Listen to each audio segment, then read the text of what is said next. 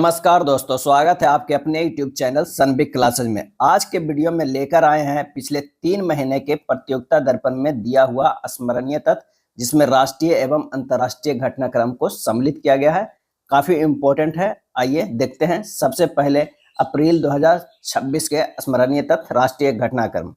16 से 20 फरवरी 2026 के बीच कहाँ AI इम्पैक्ट समिट 2026 का आयोजन हुआ? AI इम्पैक्ट समिट 2026 का आयोजन किया गया, तो ये किया गया नई दिल्ली भारत में। नई दिल्ली भारत में 16 से 20 फरवरी 2026 के बीच AI इम्पैक्ट समिट 2026 का आयोजन नई दिल्ली में किया गया। यह इस श्रृंखला का चौथा संस्करण है, जिसका पहला आयोजन यूनाइटेड किंगडम में हुआ था, जिसके बाद सियोल और पेरिस में इसके शिखर सम्मेलन आयोजित किए जा चुके हैं, और यह पहली बार है जब यह सम्मेलन ग्लोबल साउथ में आयोजित किया जा रहा है। इस शिखर सम्मेलन का विषय था, क्या था? तो सर्वजन हिताय सर्वजन सुखाय। सर्वजन हिताय सर्वजन सुखाय, सभी का कल्याण सभी का सुख जो है वो रखा गया। सभी का कल्याण सभी का सुख रखा गया। नेक्स्ट है 12 से 13 फरवरी 2026 के बीच कहां भारत बोधन AI कॉन्क्लेव 2026 का आयोजन किया गया? 12 से 13 फरवरी 2026 के बीच कहां भारत बोधन AI कॉन्क्लेव 2026 का आयोजन किया गया? तो ये नई दिल्ली में किया गया। नई दिल्ली में किया गया। 12 से 13 फरवरी 2026 को शिक्षा मंत्रालय द्वारा नई दिल्ली में भारत बोधन AI सम्मेलन 2026 का आयोजन किया गया है। इसका मुख्य केंद्र शिक्षा के क्षेत्र में आर्टिफिशियल इंटेलिजेंस के नैतिक और प्रभावी एकीकरण को बढ़ावा देना था। अब ये भी पूछा जा सकता है कि भारत बोधन AI कॉन्क्लेव जो है किस मंत्रालय के द्वारा जो है ये किया गया था ऑर्गेनाइज? तो शिक्षा मंत्रालय के द्वारा किया गया था। नेक्स्ट है किस मंत्रालय ने हाल ही में वंदे मातरम के लिए पहला आधिकारिक प्रोटोकॉल जारी किया है? किस मंत्रालय ने हाल ही में वंदे मातरम के लिए पहला आधिकारिक प्रोटोकॉल जारी किया है? तो ये गृह मंत्रालय हो जाएगा। क्या है? गृह मंत्रालय। गृह मंत्रालय ने वंदे मातरम के गायन के लिए पहली बार औपचारिक प्रोटोकॉल जारी किया है। इन दिशा निर्देशों में निर्दिष्ट किया गया है कि आधिकारिक समारोह में वंदे मातरम के सभी 6 छंद गाए जाएंगे। सभी 6 छंद गाए जाएंगे, जिनकी कुल अवधि 3 मिनट 10 सेकंड होगा। कितनी होगी? 3 मिनट 10 सेकंड होगी। प्रोटोकॉल के अनुसार जब भी इसका आधिकारिक संस्करण गाया या बजाया जाएगा, श्रोतागण सावधान मुद्रा में खड़े रहेंगे। इसके अतिरिक्त यह भी निर्धारित किया गया है कि जब राष्ट्रगान यानी जन गण मन और वंदे मातरम दोनों एक साथ बजाए जाएंगे, तो वंदे मातरम को राष्ट्रगान से पहले गाया जाएगा। राष्ट्रगान से पहले वंदे मातरम को गाया जाएगा। समय कितना अवधि निर्धारित किया गया? 3 मिनट 10 सेकंड। सभी 6 छंद जो है वो गाए जाएंगे। नेक्स्ट है हाल ही में केंद्रीय मंत्रिमंडल ने कितने लाख करोड़ रुपए की शहरी चुनौती कोष को मंजूरी दी है? शहरी चुनौती कोष की मंजूरी दी है तो 1 लाख करोड़। 1 लाख करोड़। केंद्रीय मंत्रिमंडल ने 1 लाख करोड़ के शहरी चुनौती कोष को मंजूरी दी है। यह कोष उन परियोजनाओं के लिए कुल लागत का 25% तक वित्तीय सहायता प्रदान करेगा, जिनकी कम से कम 50% लागत बाजार से जुटाई जाएगी। आवास और शहरी मामलों के मंत्रालय के एक सूत्र के अनुसार इस निधि के अंतर्गत केंद्र सरकार द्वारा 10,000 करोड़ प्रदान किए जाने की योजना है, जबकि शेष 40,000 करोड़ शहरों द्वारा नगरपालिका बॉन्ड जारी करने, निजी सार्वजनिक भागीदारी PPP मॉडल अपनाने तथा ऋण के माध्यम से जुटाए जाने की संभावना है। नेक्स्ट है नए आधार वर्ष 2024 के साथ उपभोक्ता मूल्य सूचकांक CPI के आंकड़े किस मंत्रालय द्वारा जारी किए गए हैं? CPI के आंकड़े किस मंत्रालय के द्वारा जारी किए गए हैं नए आधार वर्ष 2024 के साथ? तो वो है सांख्यिकी और कार्यक्रम कार्यान्वयन मंत्रालय MOSPI। सांख्यिकी और कार्यक्रम कार्यान्वयन मंत्रालय के अध्ययन आधार वर्ष 2024, जो पूर्व आधार वर्ष कब था? तो 2012, उसे क्या कर दिया गया? 2024 किया गया, पर आधारित नए उपभोक्ता मूल्य सूचकांक के आंकड़े जारी किए हैं। इन आंकड़ों के अनुसार जनवरी में खुदरा मुद्रास्फीति 2.75% दर्ज की गई है। CPI 2024 श्रृंखला में जो है उद्देश्य के अनुसार व्यक्तिगत उपभोग का वर्गीकरण 2018 को अपनाया गया है, जो पूर्व की 6 व्यापक समूहों वाली संरचना का स्थान लेता है। यह नवीनतम वर्गीकरण प्रणाली संयुक्त राष्ट्र सांख्यिकी प्रभाग द्वारा विकसित की गई है। संशोधित ढांचे के अंतर्गत व्यय को 12 डिवीजनों, 43 समूहों, 92 वर्गों, 162 उपवर्गों तथा अंतिम स्तर पर 358 मर्दों में वर्गीकृत किया गया है। नई CPI बास्केट में 358 वस्तुएं और सेवाएं शामिल की गई है, जबकि पिछली बास्केट में इनकी संख्या 299 थी। याद रखिएगा, 358 वस्तुएं और सेवाएं शामिल की गई है। इसमें एयरपॉड्स जैसी नई वस्तुओं को जोड़ा गया है तथा ऑडियो कैसेट जैसी अप्रचलित वस्तुओं को जो है हटाया गया है।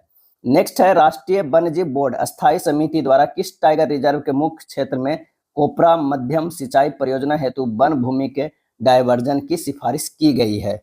और इसका आंसर हो जाएगा वीरांगना दुर्गावती टाइगर रिजर्व मध्य प्रदेश। वीरांगना दुर्गावती टाइगर रिजर्व मध्य प्रदेश। राष्ट्रीय वन्यजीव बोर्ड के अस्थायी समिति ने मध्य प्रदेश स्थित वीरांगना दुर्गावती टाइगर रिजर्व के मुख्य क्षेत्र में कोपरा मध्यम सिंचाई परियोजना के लिए लगभग 272 हेक्टेयर वन भूमि के डायवर्जन को मंजूरी देने की सिफारिश की है। इस परियोजना के अंतर्गत टाइगर रिजर्व के भीतर ब्यामा नदी और कोपरा नदी के किनारे सिंचाई जलाशयों का निर्माण प्रस्तावित है। कोपरा नदी सोनार नदी की एक सहायक नदी है जो क्षेत्र के अर्धभूमि एवं नदी तटवर्ती पारिस्थितिकी तंत्र में महत्वपूर्ण योगदान देती है। वर्ष 2023 में अधिसूचित यह टाइगर रिजर्व 2339.12 वर्ग किलोमीटर क्षेत्र में फैला हुआ है। इसे नौरादेही वन्यजीव अभ्यारण्य से अलग करके बनाया गया था। नौरादेही वन्यजीव अभ्यारण्य।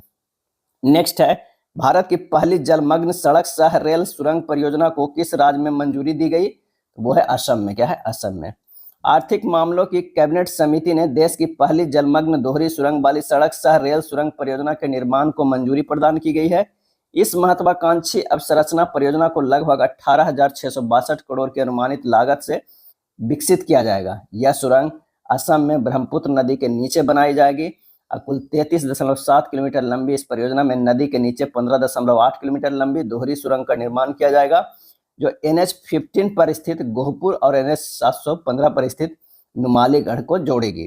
पूर्ण होने पर यह भारत की पहली जलमग्न सड़क सह रेल सुरंग तथा विश्व की दूसरी ऐसी सुरंग जो है होगी। अगला है 24 फरवरी 2026 को राज्य चुनाव आयुक्तों SEC के राष्ट्रीय सम्मेलन का आयोजन कहाँ किया गया? 24 फरवरी 2026 को राज्य चुनाव आयुक्तों के राष्ट्रीय सम्मेलन का आयोजन कहाँ किया गया? तो नई दिल्ली, भारत में। भारत निर्वाचन आयोग ने 24 फरवरी 2026 को नई दिल्ली के भारत मंडपम में राज्य चुनाव आयुक्तों के राष्ट्रीय सम्मेलन की मेजबानी की। यह सम्मेलन 25 वर्षों से अधिक के लंबे अंतराल के बाद आयोजित किया गया है। इससे पूर्व पिछला सम्मेलन वर्ष 1999 में आयोजित किया गया था। राज्य चुनाव आयुक्तों के राष्ट्रीय सम्मेलन। हाल ही में प्रस्तुत 16वें वित्त आयोग के रिपोर्ट के अनुसार विभाज्य कर पूल में राज्यों का हिस्सा कितने प्रतिशत पर बरकरार रखा गया है? तो वो है 41%। कितना? 41%। 1 फरवरी 2026 के वित्त मंत्री निर्मला सीतारमण ने लोकसभा में 16वें वित्त आयोग की रिपोर्ट पेश की। नीति आयोग के पूर्व उपाध्यक्ष डॉक्टर अरविंद पनगड़िया की अध्यक्षता वाले इस आयोग ने 1 अप्रैल 2026 से 31 मार्च 2031 तक की 5 वर्षीय अवधि के लिए अपनी सिफारिशें दी है। आयोग में केंद्र और राज्यों के बीच ऊर्ध्वाधर हस्तांतरण यानी वर्टिकल डिवोल्यूशन को 41% पर स्थिर रखा है। हालांकि क्षैतिज हस्तांतरण यानी हॉरिजॉन्टल डिवोल्यूशन के मानदंडों में बदलाव किए गए हैं। वित्त आयोग अनुच्छेद 280(1) के अनुसार एक संवैधानिक निकाय है जिसका गठन राष्ट्रपति द्वारा प्रत्येक 5 वर्ष में किया जाता है। इसमें एक अध्यक्ष और 4 अन्य सदस्य शामिल होते हैं जिनका मुख्य कार्य केंद्र और राज्यों के बीच वित्तीय संसाधनों के वितरण का ढांचा तैयार करना है। नेक्स्ट है भारतीय रिजर्व बैंक RBI के नए प्रस्ताव के अनुसार डिजिटल धोखाधड़ी के पीड़ितों को प्रति मामले अधिकतम कितनी राशि तक का मुआवजा दिया जा सकता है? तो 25,000। कितना? 25,000। RBI गवर्नर संजय मल्होत्रा ने छोटे मूल्य के डिजिटल धोखाधड़ी वाले लेन देन से होने वाले नुकसान के लिए प्रति मामले 25,000 तक के मुआवजे का प्रस्ताव दिया है। इस योजना की खास बात यह है कि यदि ग्राहक ने अपना वन टाइम पासवर्ड OTP साझा कर दिया है तब भी वे इस मुआवजे के हकदार होंगे। RBI कुल नुकसान का 70% मुआवजा देगा जबकि शेष 30% का वहन ग्राहक और बैंक मिलकर करेंगे। यह लाभ ग्राहक को उसके जीवन काल में केवल एक बार ही प्राप्त होगा और इसका भुगतान deposit education and awareness fund के अतिरिक्त आय से किया जाएगा। अब आइए देखते हैं अप्रैल महीने के अंतर्राष्ट्रीय घटनाक्रम। भारत मलेशिया संबंधों को अगस्त 2024 में व्यापक रणनीतिक साझेदारी का दर्जा दिए जाने के बाद प्रधानमंत्री नरेंद्र मोदी ने अपनी पहली मलेशिया यात्रा कब की? पहली मलेशिया यात्रा तो 7 से 8 फरवरी 2026 को। प्रधानमंत्री नरेंद्र मोदी ने मलेशियाई प्रधानमंत्री अनवर इब्राहिम के निमंत्रण पर 7 से 8 फरवरी 2026 को मलेशिया का दौरा किया।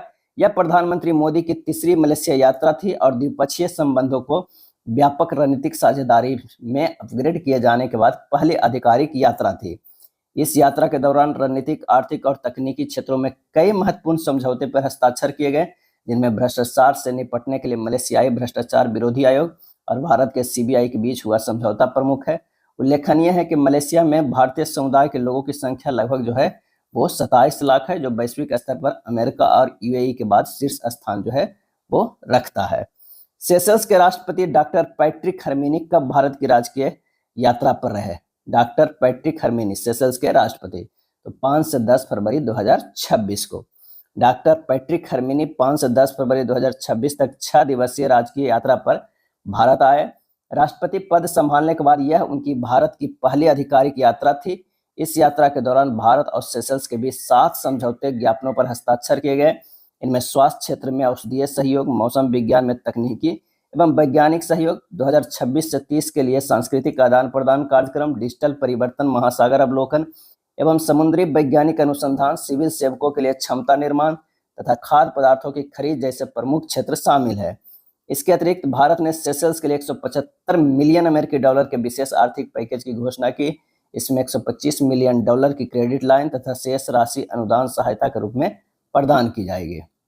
नेक्स्ट है, हाल ही में भारत और किस देश के बीच रक्षा सहयोग पर संयुक्त आशय घोषणा पत्र हस्ताक्षरित किया गया? तो वो है ग्रीस। क्या है? ग्रीस। भारत और ग्रीस के बीच एमओयू पर हस्ताक्षर रक्षा मंत्री राजनाथ सिंह और उनके ग्रीक समकक्ष निकोलाओस जॉर्जियोस डेंडियोस के बीच मानेकशॉ केंद्र में द्विपक्षीय वार्ता के बाद हुए। इसके अलावा 2026 के लिए द्विपक्षीय सैन्य सहयोग योजना का आदान प्रदान भी किया गया, जो दोनों सशस्त्र बलों के बीच विभिन्न सैन्य गतिविधियों को बढ़ावा देगा। अगला है, 62वें म्यूनिख सुरक्षा सम्मेलन की वार्षिक बैठक जर्मनी में म्यूनिख में कब आयोजित की गई? 62वें म्यूनिख सुरक्षा सम्मेलन की तो वह 13 से 15 फरवरी 2026 को। म्यूनिख सुरक्षा सम्मेलन 2026 में भारत का प्रतिनिधित्व विदेश मंत्री एस जयशंकर ने किया। उल्लेखनीय है कि शीत युद्ध 1947 से 91 के दौरान 1963 में जर्मन अधिकारी और प्रकाशक इवॉल्ट हेनरिक वॉन क्लेस्ट द्वारा एमएससी की स्थापना की गई थी। हाल ही में तूफान मार्टा ने यूरोप के किस क्षेत्र में भारी तबाही मचाई और कृषि को व्यापक नुकसान पहुंचाया? तो वह है आइबेरियन प्रायद्वीप, स्पेन और पुर्तगाल में। तूफान मार्टा ने यूरोप के आइबेरियन प्रायद्वीप में स्थित स्पेन और पुर्तगाल में भारी बारिश और विनाशकारी आंधियों के साथ दस्तक दी, जिससे क्षेत्र की फसलों और बुनियादी ढांचे को गंभीर नुकसान हुआ है। वैज्ञानिक दृष्टिकोण से आइबेरियन प्रायद्वीप जलवायु परिवर्तन के प्रति यूरोप के सबसे संवेदनशील क्षेत्रों में से एक माना जाता है। आइबेरियन प्रायद्वीप यूरोप के दक्षिण पश्चिम में स्थित है, जो अटलांटिक महासागर और भूमध्य सागर से जो है वो घिरा हुआ है। हाल ही में बांग्लादेश में हुए चुनावों में किस पार्टी ने 300 में से 209 सीटें जीतकर सत्ता में वापसी की है? तो बांग्लादेश राष्ट्रवादी पार्टी बीएनपी। बांग्लादेश राष्ट्रवादी पार्टी बीएनपी ने हालिया आम चुनावों में 300 संसद में 209 सीटें जीतकर सत्ता में वापसी की है। गौरतलब है कि इस पार्टी का नेतृत्व वर्तमान में तारिक रहमान कर रहे हैं।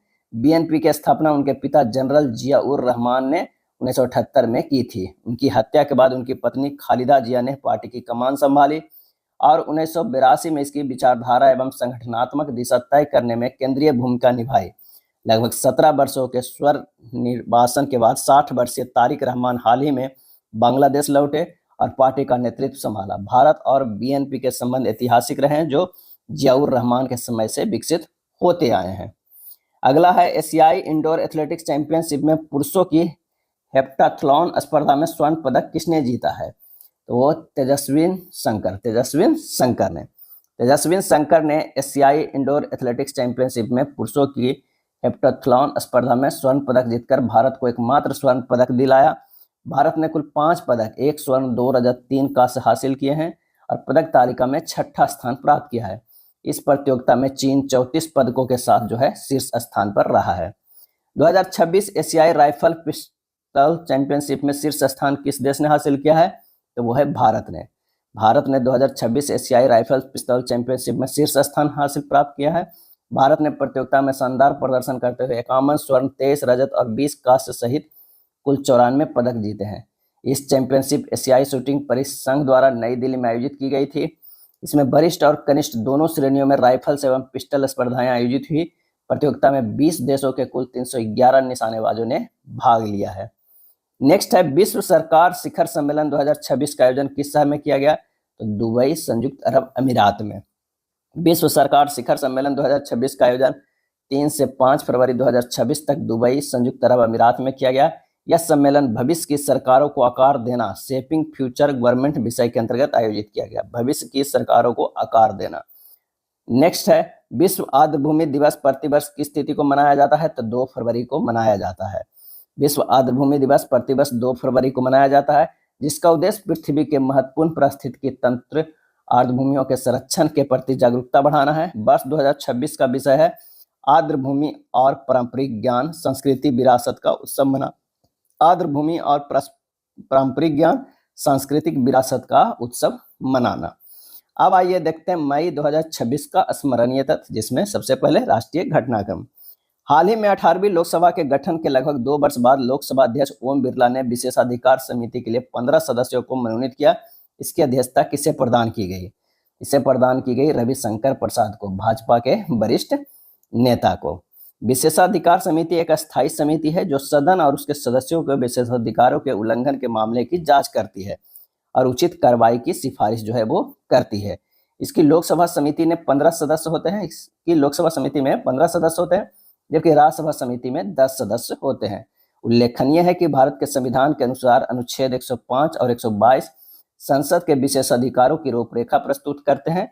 अनुच्छेद 105 के अनुसार संसद में बोलने की स्वतंत्रता होगी। संसद या उसकी किसी समिति में किसी भी सदस्य द्वारा कही गई किसी बात या दिए गए किसी भी मद के संबंध में किसी भी न्यायालय में कोई कार्यवाही नहीं की जाएगी।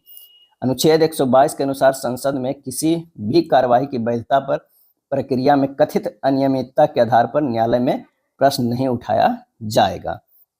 अगला है 16 वर्ष से कम उम्र के बच्चों के लिए सोशल मीडिया पर प्रतिबंध लगाने संबंधी घोषणा किस भारतीय राज्यों द्वारा की गई है? तो ये कर्नाटक के द्वारा की गई है। वैश्विक स्तर पर ऑस्ट्रेलिया और स्पेन अपने देशों में ऐसे प्रतिबंध लगा चुके हैं। ब्रिटेन, डेनमार्क और ग्रीस भी इस संवेदनशील मुद्दे का अध्ययन कर रहे हैं और इसी तरह विचार भारत में भी आकार ले रहे हैं, जो विश्व के सबसे बड़े सोशल मीडिया बाजारों में से एक है। उल्लेखनीय है कि भारत विश्व का दूसरा सबसे बड़ा स्मार्टफोन बाजार है, जहां 75 करोड़ स्मार्टफोन डिवाइस और 1 अरब इंटरनेट उपयोग करता है। भारत के केंद्रीय स्वास्थ्य मंत्रालय द्वारा 2019-20 में किए गए एक सर्वेक्षण के रिपोर्ट के अनुसार कर्नाटक की 1/4 से भी कम आबादी 15 वर्ष से कम आयु की है। नीति आयोग द्वारा 2025 के लिए जारी एक रिपोर्ट के अनुसार राज्य की जनसंख्या लगभग जो है 67.6 करोड़ है। क्या है? 6.76 करोड़ होना चाहिए, थोड़ा ज्यादा लिखा हुआ है, 67.6 करोड़ नहीं है। फिंच रेटिंग ने वित्त वर्ष 2025-26 के लिए भारत के सकल घरेलू उत्पाद की वृद्धि दर का अनुमान लगाया है, तो वह है 7.5%। फिंच रेटिंग ने अपना वैश्विक आर्थिक दृष्टिकोण मार्च 2026 जारी किया है, जिसमें वित्त वर्ष 2025-26 के लिए भारत के सकल घरेलू उत्पाद जीडीपी की वृद्धि दर 7.5% रहने का अनुमान लगाया गया है।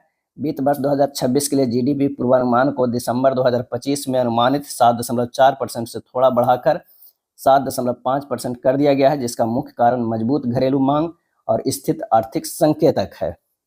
हाल ही में किसे भारत के सर्वोच्च साहित्यिक सम्मान ज्ञानपीठ पुरस्कार 2025 से सम्मानित किए जाने की घोषणा की गई है? तो प्रसिद्ध तमिल कवि और गीतकार आर बैरामुथु को प्रतिष्ठित तमिल गीतकार और लेखक आर बैरामुथु को 60वें वर्ष यानी वर्ष 2025 के लिए 60वें ज्ञानपीठ पुरस्कार इन्हें दिया गया है। वर्ष 2025 के लिए चुना गया है। बैरामुथु यह पुरस्कार पाने वाले तीसरे तमिल लेखक। इससे पूर्व यह पुरस्कार तमिल लेखक अकिलन को 1975 में, जयकातन को 2002 में प्रदान किया जा चुका है। बैरामुथु को इससे पूर्व उपन्यास कल्लिकट्टू इतिहासम के लिए साहित्य अकादमी पुरस्कार 2003 भी मिल चुका है। वर्ष 2003 में पद्मश्री और वर्ष 2014 में पद्म भूषण से भी इन्हें सम्मानित किया गया था। ज्ञानपीठ पुरस्कार की स्थापना भारतीय ज्ञानपीठ परिषद द्वारा 1961 में संविधान की 8वीं अनुसूची में सूचीबद्ध भारतीय भाषाओं 2013 में अंग्रेजी भाषा के लिए भी साहित्य में उत्कृष्ट योगदान को सम्मानित करने के लिए की गई थी। गौरतलब है कि प्रथम ज्ञानपीठ पुरस्कार वर्ष 1965 में जी शंकर कुरुप को दिया गया था, मलयालम के लिए प्रदान किया गया था। वर्ष 1976 में आशा पूर्णा देवी बंगाली इस पुरस्कार को प्राप्त करने वाली पहली महिला थी। अंग्रेजी भाषा के लिए पहले विजेता अमिताभ घोष वर्ष 2018 में थे। इससे कई प्रश्न जो है वो बनकर आते हैं। संविधान की 8वीं अनुसूची में सूचीबद्ध है 2013 में अंग्रेजी भाषा के लिए भी दिया गया। सबसे पहले किन्हें मिला था, तो शंकर कुरूप को मिला था मलयालम के लिए। महिलाओं में किन्हें सबसे पहले मिला है, तो आशापूर्णा देवी को बंगाली के लिए। अंग्रेजी भाषा के लिए दिया गया था अमिताभ घोष को वर्ष 2018 में। आंध्र प्रदेश के गुंटूर स्थित लक्ष्मी नरसिम्हा स्वामी मंदिर में एक मध्य युगीन शिलालेख की खोज की गई है, किस राजवंश से संबंधित मानी जा रही है, तो ये गजपति राजवंश के, क्या है, गजपति राजवंश के। 15वीं शताब्दी का यह शिलालेख पुरुषोत्तम देव के अधिकारी कुमारगुरु महापात्रा का उल्लेख करता है।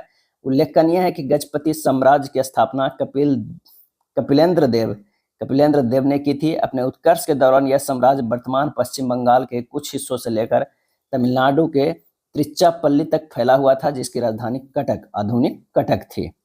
सर्वोच्च न्यायालय के निर्णय के अनुसार गोद लेने वाले सभी महिला कर्मचारी बच्चे की आयु की किसी भी शर्त के बिना कितने सप्ताह के संवैधानिक मातृत्व अवकाश की समान रूप से हकदार है, तो वो है 12 सप्ताह। क्या है, 12 सप्ताह। भारत में कामकाजी महिलाओं के हितों की रक्षा हेतु मातृत्व लाभ अधिनियम 1961 मुख्य वैधानिक ढांचा है। वर्ष 2017 के संशोधन के माध्यम से एक महत्वपूर्ण प्रगति की गई है, जिसमें पहली बार गोद लेने वाले एडॉप्टिंग और कमीशनिंग माताओं को 12 सप्ताह के संवैधानिक अवकाश का अधिकार दिया गया है।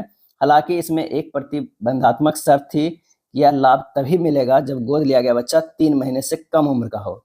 इसी प्रावधान के बाद में सामाजिक सुरक्षा संहिता 2020 की धारा 64 में भी शामिल किया गया था। हालिया ऐतिहासिक फैसले में सर्वोच्च न्यायालय ने इस आयु सीमा को असंवैधानिक घोषित कर दिया। न्यायालय का तर्क है कि उम्र के आधार पर ऐसा वर्गीकरण भेदभावपूर्ण है और यह संविधान के अनुच्छेद 14 यानी समानता व अनुच्छेद 21 गरिमापूर्ण जीवन का उल्लंघन करता है। अदालत ने इस बात पर जोर दिया है कि गोद लेना माता पिता बनने का एक पूर्णतः वैध मार्ग है और इसे जैविक जन्म से अलग या कमतर नहीं माना जा सकता है। यह निर्णय सुनिश्चित करता है कि प्रत्येक बच्चे को अपनी मां का स्नेह और देखभाल प्राप्त हो, चाहे उसका आगमन किसी भी माध्यम से हुआ हो। नेक्स्ट है, भारत विश्व में नारियल का सबसे बड़ा उत्पादक है और वैश्विक नारियल उत्पादन में इसका कितना योगदान है, तो लगभग 30.37%। नारियल एरेकेसी कुल से संबंधित एक बीजपत्री ताड़ का पौधा है, जो एक 12 मासी बागान फसल है। इसकी उत्पत्ति आमतौर पर दक्षिण पूर्व एशिया से मानी जाती है। नारियल के विकास के लिए गर्म और आर्द्र उष्णकटिबंधीय जलवायु आवश्यक है। यह 25 डिग्री सेंटीग्रेड से 30 डिग्री सेंटीग्रेड के बीच तापमान वाले क्षेत्रों में सबसे अच्छी तरह उगता है और इसे पर्याप्त और समान रूप से वितरित वर्षा की आवश्यकता होती है। भारत में यह मुख्य रूप से केरल, तमिलनाडु, कर्नाटक, आंध्र प्रदेश, उड़ीसा, गोवा और पश्चिम बंगाल में जो है वो उगता है।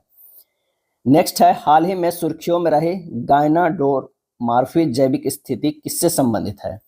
सुर्खियों में रही गायनाडोमार्फी जैविक स्थिति किससे संबंधित है? तो मीठे पानी के केकड़े की एक प्रजाति बेला कार्ली से। साइलेंट वैली नेशनल पार्क में बेला कार्ली केकड़े के गायनाडोमार्फी का दुर्लभ मामला मिला है। यह एक ऐसी जैविक स्थिति है जिसमें एक ही जीव के शरीर में नर और मादा दोनों के उत्तक और लक्षण मौजूद होते हैं। यह मुख्य रूप से प्रारंभिक विकास के दौरान कोशिका विभाजन में त्रुटियों या गुणसूत्रीय असमानताओं के कारण होता है। यह उभय लिंगिता से भिन्न है, जहां जीव में दोनों लिंगों का कार्यात्मक अंग होते हैं।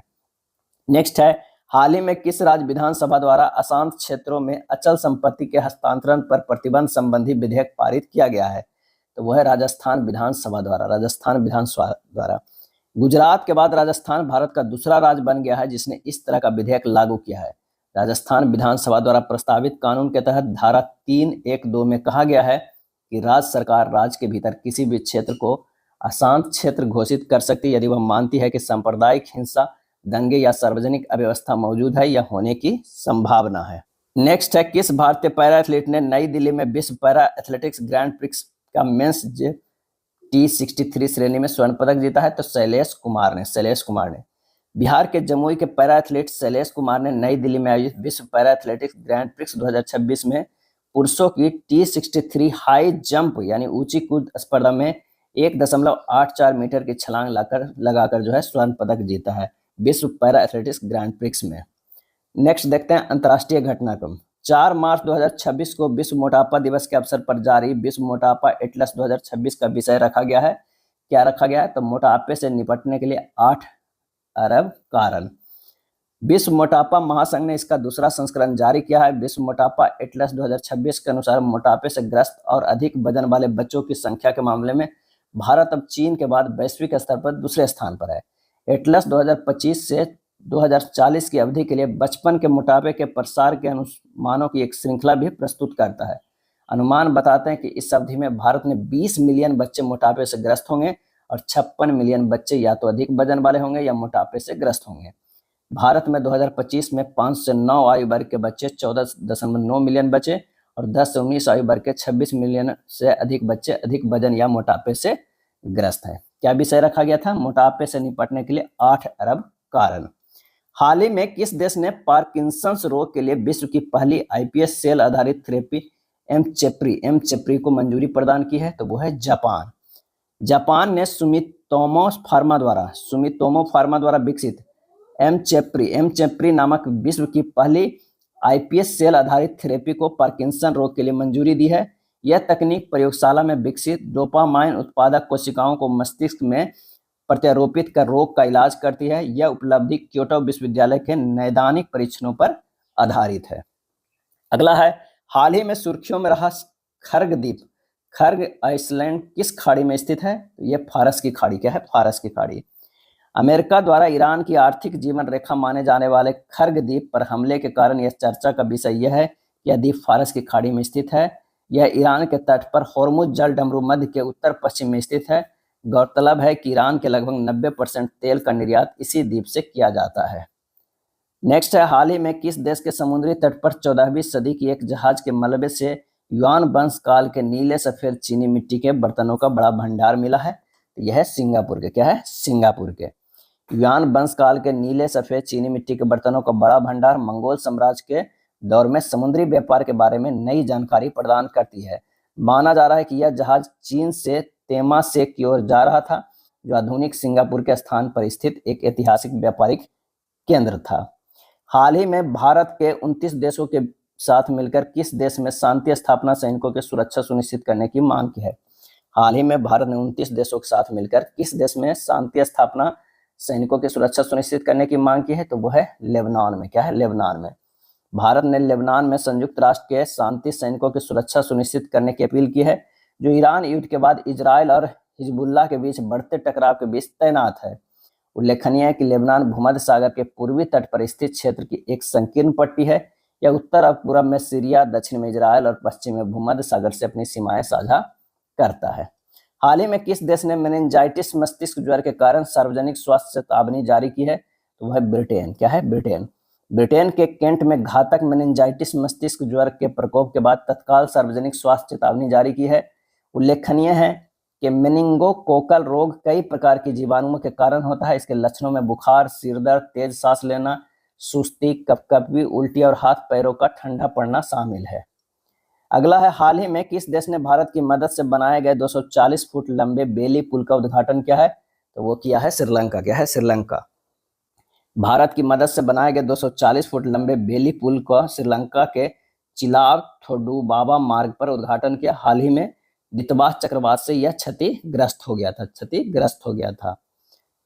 अगला है, भारतीय वैज्ञानिक संस्थान IISc की प्रोफेसर ने नेवाडो ओजोस डेल सलाडो शिखर पर पहुंचने की कीर्तिमान स्थापित किया। यह शिखर कहाँ स्थित है? तो एंडीज पर्वत श्रेणी में चिली अर्जेंटीना सीमा पर। क्या है? सीमा पर।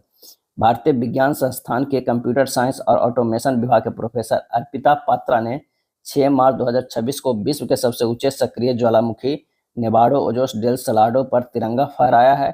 यह 6879 मीटर ऊंचा पर्वत दक्षिण अमेरिका में चिली और अर्जेंटीना की सीमा पर स्थित है। संयुक्त राष्ट्र ने सहमति निष्कर्ष नामक एक नया वैश्विक फ्रेमवर्क अपनाया है। इसका उद्देश्य न्याय प्राप्ति में सुधार लाना है। तो विश्व भर में महिलाओं और लड़कियों के लिए। क्या है? विश्व भर में महिलाओं और लड़कियों के लिए। सहमति निष्कर्ष को महिलाओं की स्थिति पर आयोग के 17वें सत्र के दौरान व्यापक सहमति से अपनाया गया। यह सत्र न्यूयॉर्क, संयुक्त राज्य अमेरिका में आयोजित किया गया था। भारत ने मैत्री पाइपलाइन के माध्यम से अपने किस पड़ोसी देश को 5000 मीट्रिक टन डीजल की आपूर्ति की है? तो वह है बांग्लादेश को। भारत ने मार्च 2026 में बांग्लादेश को अपनी मैत्री पाइपलाइन के माध्यम से 5000 metric ton high speed diesel की पहली खेप आपूर्ति की है। यह आपूर्ति असम के नुमालीगढ़ रिफाइनरी लिमिटेड से की गई है। अब आइए देखते हैं जून 2026 के स्मरणीय तथ्य। हाल ही में किस राज्य सरकार ने अंग्रेजी के अतिरिक्त स्वदेशी, खासी और गारो भाषाओं को राज्य की आधिकारिक भाषाओं के रूप में घोषित किया है? तो वो है मेघालय। क्या है? मेघालय। अंग्रेजी के अतिरिक्त स्वदेशी, खासी और गारो भाषाओं को आधिकारिक भाषाओं के रूप में घोषित किया है, तो मेघालय। 16 अप्रैल 2026 को मेघालय मंत्रिमंडल ने इस संबंध मेघालय राजभाषा अध्यादेश 2026 के तहत घोषणा की है। मेघालय राज्य विधानमंडल अंग्रेजी भाषा का संचालन अधिनियम 1980 सहित संबंधित अधिनियमों में आवश्यक संशोधन के बाद खासी और गारो भाषाओं को आधिकारिक प्रयोग शुरू हो जाएगा। हाल ही में किसे लगातार तीसरी बार राज्यसभा के उपसभापति के रूप में पुनः निर्वाचित किया गया है? तो हरिवंश नारायण सिंह को राज्यसभा के उपसभापति के रूप में लगातार तीसरी बार हरिवंश नारायण सिंह को चुना गया है। गौरतलब है कि वे उच्च सदन के इतिहास में लगातार तीसरी बार इस पद पर चुने जाने वाले पहले सदस्य हैं। उल्लेखनीय है कि उपसभापति का पद संविधान के अनुच्छेद 89(2) के तहत सृजित एक संवैधानिक पद है, जिससे यह निर्दिष्ट है कि राज्यसभा अपने सांसदों में से किसी एक को उपसभापति के रूप में चुनेगी तथा जब भी यह पद रिक्त हो जाए परिषद किसी अन्य सदस्य को अपना उपाध्यक्ष जो है वो चुनेगी। स्टेट ऑफ इंडियाज वैट्स सोई वैट्स 2024-25 रिपोर्ट के अनुसार भारत के किस राज्य में चमगादड़ों की प्रजातियों की संख्या सर्वाधिक है? तो वह पश्चिम बंगाल। क्या है? Paschim Bangal. State of India's bats सोल वैट्स 2024-25 भारत में चमगादड़ों पर किया गया अपनी तरह का पहला व्यापक राष्ट्रीय आकलन है। यह report nature conservation foundation (NCF) और बैट कंजर्वेशन इंटरनेशनल (BCI) के संयुक्त प्रयासों का परिणाम है। भारत में चमगादड़ की कुल 135 प्रजातियां पाई जाती हैं। इनमें से 16 प्रजातियां, लगभग 12% भारत की स्थानिक प्रजातियां हैं। अंतर्राष्ट्रीय प्रकृति संरक्षण संघ IUCN द्वारा इन 135 प्रजातियों में से 7 को संकटग्रस्त श्रेणी में रखा गया है। चमगादड़ों की विविधता के मामले में पश्चिम बंगाल सबसे समृद्ध राज्य है, जहां 68 प्रजातियां दर्ज की गई है। अन्य प्रमुख राज्यों में मेघालय में 66, सिक्किम में 43, उत्तराखंड में 52, केरल और कर्नाटक में 41 जो है वो शामिल है। हाल ही में सुर्खियों में रही टोलिंग प्रणाली का क्या नाम है, जो वाहनों को टोल प्लाजा पर बिना रुके या गति कम किए तेज गति से टोल गेट से गुजरने की अनुमति देती है? तो वो है multi lane free flow tolling प्रणाली। MLFF या बैरियर लेस टोलिंग सिस्टम में बूम बैरियर नहीं होते हैं। टोल की वसूली उच्च प्रदर्शन वाले रेडियो फ्रीक्वेंसी आइडेंटिफिकेशन रीडर और ऑटोमेटिक नंबर प्लेट रिकग्निशन कैमरों द्वारा फास्टैग और VRN को पढ़ने के बाद की जाती है। वही फास्टैग की एक इलेक्ट्रॉनिक्स टोल वसूली प्रणाली है, जिसमें रेडियो फ्रीक्वेंसी आइडेंटिफिकेशन तकनीक का उपयोग किया जाता है। नेक्स्ट है, हाल ही में किस राज्य सरकार द्वारा स्पोर्ट्स जीनोमिक्स प्रोग्राम की शुरुआत की गई? स्पोर्ट्स जीनोमिक्स प्रोग्राम की शुरुआत की गई तो वो है गुजरात। गुजरात सरकार द्वारा प्रारंभ स्पोर्ट्स जीनोमिक्स प्रोग्राम का उद्देश्य राज्य के प्रतिभाशाली एथलीटों के संपूर्ण जीनोम अनुक्रमण के माध्यम से खेल विशिष्ट आनुवंशिक चिन्हों की पहचान और रिकॉर्ड करना, ताकि उनकी सहन शक्ति और शक्ति का वैज्ञानिक आकलन किया जा सके। यह प्रोग्राम गुजरात जैव प्रौद्योगिकी अनुसंधान केंद्र और गुजरात खेल प्राधिकरण की संयुक्त तत्वावधान में संचालित की जा रही है। अगला है, केरल स्थित CSIR NIIST के वैज्ञानिकों द्वारा विकसित डिजाइनर चावल में सामान्य अनाजों की तुलना में कितना गुना अधिक प्रोटीन है? तो वह 3 गुना, लगभग 20% से अधिक। डिजाइनर चावल किसी आनुवंशिक संशोधन का परिणाम न होकर टूटे हुए चावल के दानों को पुनर्गठित करके बनाया गया है। वैज्ञानिक प्रक्रिया में टूटे हुए चावल को आटे में बदलकर उसमें उच्च मात्रा में प्रोटीन, आयरन, फोलिक एसिड और विटामिन B12 जैसे सूक्ष्म पोषक तत्वों को मिलाया जाता है। अंतर्राष्ट्रीय मुद्रा कोष IMF की नवीनतम विश्व आर्थिक आउटलुक रिपोर्ट के अनुसार 2026 में भारत का अनुमानित सकल घरेलू उत्पाद GDP कितना रहने की संभावना है? तो यह है लगभग 4.15 ट्रिलियन डॉलर। अंतर्राष्ट्रीय मुद्रा कोष IMF की नवीनतम विश्व आर्थिक आउटलुक रिपोर्ट के अनुसार भारतीय अर्थव्यवस्था पर अब ब्रिटेन से पिछड़कर दुनिया की 6ठी सबसे बड़ी अर्थव्यवस्था हो गई है। रिपोर्ट के आंकड़ों के अनुसार भारत की GDP वर्ष 2025 के 3.92 ट्रिलियन डॉलर से बढ़कर 2026 में लगभग जो है 4.15 ट्रिलियन डॉलर तक पहुंचने का अनुमान है। हालांकि इस अवधि में ब्रिटेन की GDP 4.27 ट्रिलियन डॉलर और जापान की 4.38 ट्रिलियन डॉलर अनुमानित की गई है। राजस्थान के शेरगढ़ वन्यजीव अभ्यारण्य में कार्यरत किस वन रक्षक को वर्ल्ड वाइल्ड लाइफ फंड द्वारा मछली राष्ट्रीय पुरस्कार से सम्मानित किया गया है? तो मछली राष्ट्रीय पुरस्कार से अनीता चौधरी को। रणथंभौर के प्रसिद्ध बाघिन मछली के नाम पर स्थापित यह पुरस्कार विश्व समुद्री संगठन द्वारा जो है वो दिया जाता है। महान पार्श्व गायिका आशा भोसले जिनका हाल ही में निधन हुआ, उन्हें किस वर्ष पद्म विभूषण दिया गया था? तो 2008 में दिया गया था। प्रसिद्ध पार्श्व गायिका आशा भोसले को 92 वर्ष की आयु में निधन हो गया। उनका असाधारण योगदान के लिए उन्हें 2001 में दादा साहेब फाल्के पुरस्कार दिया गया है। 2008 में देश के प्रतिष्ठित नागरिक सम्मान पद्म विभूषण से नवाजा गया था। अपने करियर में उन्होंने गरीबों की सुनो और प्रदेश में रहने दो जैसे गीतों के लिए फिल्म फेयर पुरस्कार भी जीता। साथ ही उमराव जान 1981, इजाजत 1987 जैसे फिल्मों में गानों के लिए उन्हें राष्ट्रीय फिल्म पुरस्कार भी मिला है। वैज्ञानिकों द्वारा भारत में गौरामी मछली का पहला जीवाश्म किस स्थान पर खोजा गया? गौरामी मछली तो उत्तर प्रदेश के सहारनपुर जिले में शिवालिक की तलहटी में। उत्तर प्रदेश के सहारनपुर जिले में शिवालिक की तलहटी में प्राप्त गौरामी मछली का भारत से मिला यह पहला जीवाश्म रिकॉर्ड है और विश्व स्तर पर इसका केवल दूसरा ज्ञात प्रमाण है। लगभग 5 मिलियन वर्ष पुराने यह जीवाश्म प्लायोसीन युग के दौरान हिमालय क्षेत्रों में समृद्ध जलीय पारिस्थितिकी तंत्र की उपस्थिति को प्रमाणित करते हैं। अब आइए देखते हैं अंतर्राष्ट्रीय घटनाक्रम।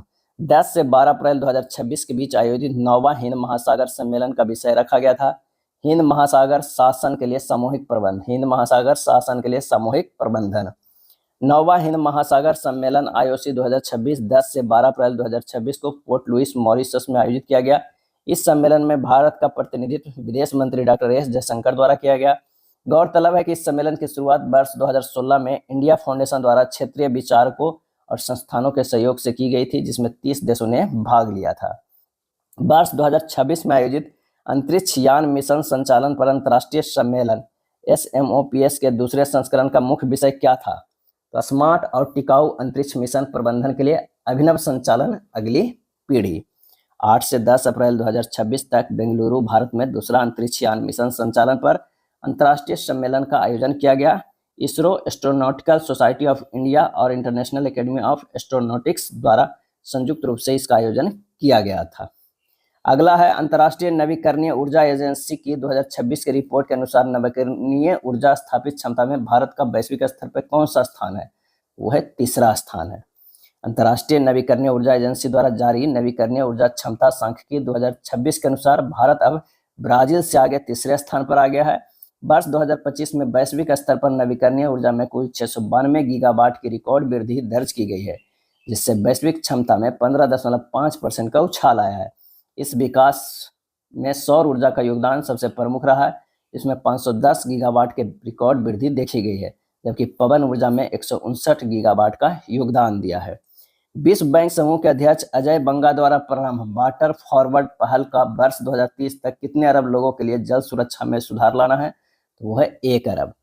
विश्व बैंक वाटर फॉरवर्ड के अंतर्गत वर्ष 2030 तक 40 करोड़ लोगों को जल सुरक्षा प्रदान करेगा। वही इसके साझेदार संस्थान अतिरिक्त 60 करोड़ लोगों को कवर करेंगे। उल्लेखनीय है कि वर्तमान में लगभग 4 अरब लोग विश्व भर में पानी की कमी का सामना जो है वो कर रहे हैं। हाल ही में सिएटल, संयुक्त राज्य अमेरिका में किस भारतीय ऐतिहासिक व्यक्तित्व की पहली आदमकद खास प्रतिमा का अनावरण किया गया? तो वह है स्वामी विवेकानंद का। यह प्रतिमा सिएटल महानगरीय क्षेत्र में विवेकानंद सांस्कृतिक केंद्र में स्थापित की गई है। गौरतलब है कि यह अनावरण शिकागो में 1893 ईस्वी में विश्व धर्म संसद में स्वामी विवेकानंद के ऐतिहासिक भाषण की भावना को याद करता है। हाल ही में किस देश में तेजी से फैले मिजल्स के प्रकोप के कारण 1 मिलियन से अधिक बच्चों के लिए आपातकालीन टीकाकरण अभियान शुरू करना पड़ा था? तो वह है बांग्लादेश में। मिजल्स खसरा एक अत्यधिक संक्रामक एयरबोर्न वायरल बीमारी है जो पैरामाइक्सो वायरस से होती है। पैरामाइक्सो वायरस से होती है। यह ड्रॉपलेट्स के माध्यम से फैलती है और यह हवा या सतहों पर 2 घंटे तक संक्रामक रह सकती है। इसके लक्षणों में उच्च बुखार, खांसी, नाक बहना, लाल आंखें और विशेष चकत्ते शामिल है। अन्य जटिलताओं से निमोनिया और इंसेफ्लाइटिस भी हो सकता है। वर्तमान में मिजल्स रूबेला वैक्सीन ही इसके रोकथाम में सबसे प्रभावी है। अगला है अप्रैल 2026 में Asia zero emission community pulse virtual शिखर सम्मेलन का आयोजन किस देश में किया गया? अप्रैल 2026 में Asia zero emission community pulse virtual शिखर सम्मेलन का आयोजन किस देश में किया गया? वो है जापान में। Asia zero emission community pulse virtual शिखर सम्मेलन में भारत का प्रतिनिधित्व विदेश मंत्री एस जयशंकर ने किया। उल्लेखनीय है कि AZEC एक क्षेत्रीय मंच है जो देश विशिष्ट उपायों के माध्यम से एशिया में कार्बन तटस्थता प्राप्त करने के लिए सहयोग को बढ़ावा देता है। साथ ही यह आर्थिक विकास और ऊर्जा सुरक्षा भी सुनिश्चित करता है। वर्तमान में Australia, Brunei, Darussalam, Cambodia, Indonesia, Japan, Laos, Malaysia, Philippines, Singapore, Thailand और वियतनाम इसके सदस्य देश हैं। वही भारत इसका भागीदार देश है। हाल ही में सुर्खियों में रहे स्कारबोरो सोल। स्कारबोरो सोल पर कौन कौन से देश अपना दावा करते हैं? तो चीन और फिलीपींस। Scarborough shoal. हाल ही में चीन द्वारा विवादित दक्षिण चीन सागर के स्कारबोरो सोल को अवरुद्ध करने के लिए जहाजों और अन्य बाधाओं को तैनात किया है। स्कारबोरो सोल दक्षिण चीन सागर में एक विवादित एटोल है। इस पर चीन और फिलीपींस दोनों संप्रभुता का दावा करते हैं। हाल ही में किस संस्था द्वारा 6 महीने के लिए शाकनाशी ग्लूफोसिनेट और उसके लवणों के आयात को प्रतिबंधित कर दिया है? विदेश व्यापार महानिदेशालय। ग्लूफोसिनेट एक व्यापक प्रभाव वाला गैर चयनात्मक संपर्क खरपतवारनाशी है। इसका उपयोग दुनिया भर में फसलों में खरपतवार नियंत्रण के लिए किया जाता है।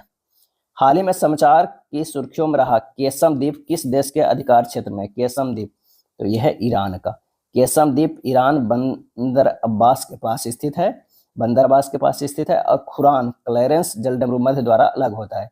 यह फारस की खाड़ी का सबसे बड़ा जो है वो द्वीप है। क्या है? द्वीप है, केसम द्वीप। ये था पिछले 3 महीने के प्रतियोगिता दर्पण में दिया हुआ स्मरणीय तथ्य। अगर वीडियो अच्छा लगा तो लाइक एंड शेयर कर दीजिएगा। धन्यवाद।